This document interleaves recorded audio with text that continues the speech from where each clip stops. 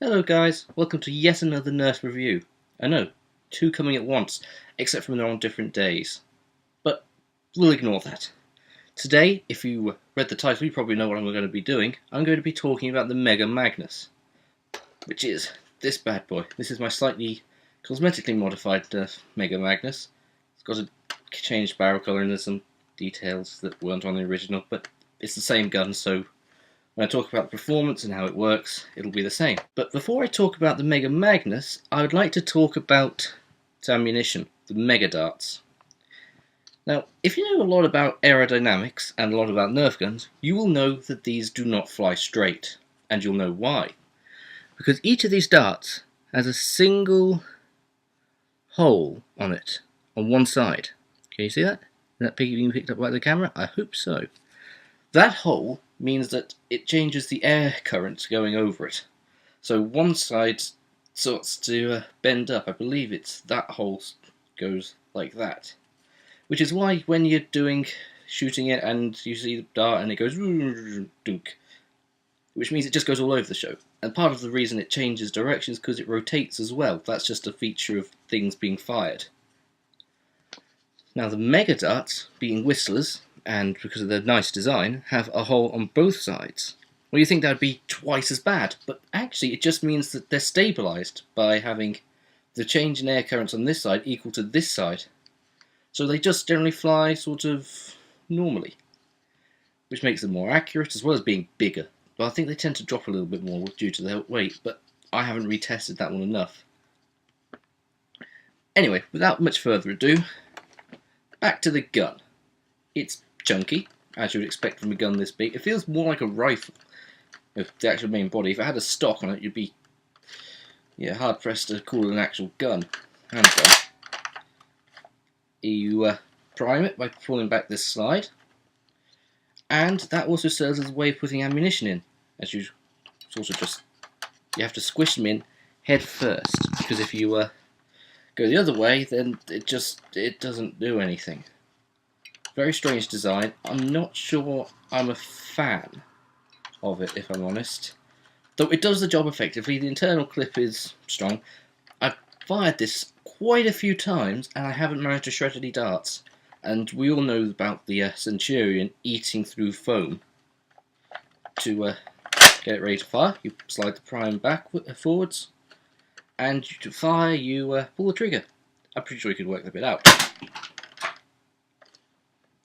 Just killed a Halo Mega Box minifigure. See, that's how accurate it is. It can kill stuff even when you don't aim at it. Right in the face as well. Wow. Anyway, so the gun is big. We're gonna get that from Mega Gun. It's quite wide, quite chunky. I like that. Style is red with a white stripe. Ignoring all the extra bits I've added. Tactical rail there. There isn't a barrel extension because, quite frankly, where are you going to find a barrel big enough to fit on this? No stock because it's a handgun, it would interfere with the slide. Handle is, I would say, surprisingly small considering how upscaled it is, but that's probably acceptable. Prime is smooth, firing is easy, and as I said, I really like it. Sling attachment point there. I think it's a very good gun. My problem with my version is that I got the grey trigger. Yeah, okay, grey trigger in England. I have literally no idea that this ever happened. I thought grey triggers were exclusive to Australia, which is terrible for the Australians, but good for the rest of the world, I thought. So, okay, changes in the grey trigger version. The trigger would be orange in the normal orange trigger version, and so would this sort of dart chamber thing with the which fires the dart, and so with this little jam release button, which I'm quite sure that nobody has fingers small enough to actually ever press.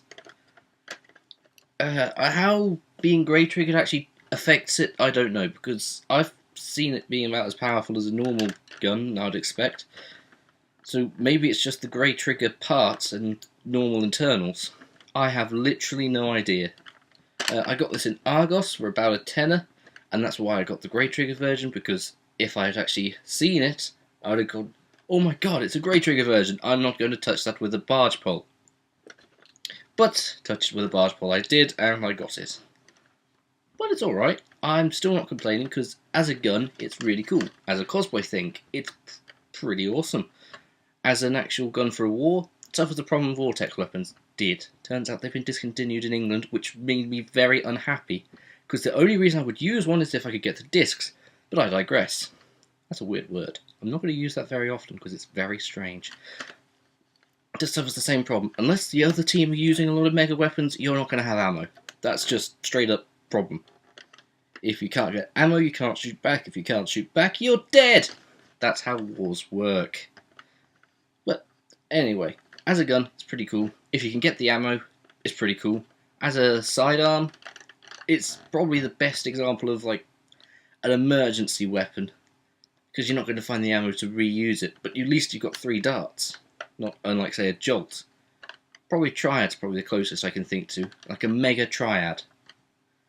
There is a lot of use in some HVZ games I've seen where you get bonuses for using mega darts. In which case, just go for this. Now, Centurion, ignore it.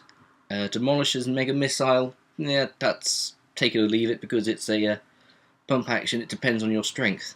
Thunderbow, I've not seen how that works enough to actually say if it's any use, but I think it might just be too big. This, I think, is the perfect mega weapon. If you want a mega blaster, this is it. This is going to be the best one I think they can think of until they get something like a strong arm version with 6 rounds.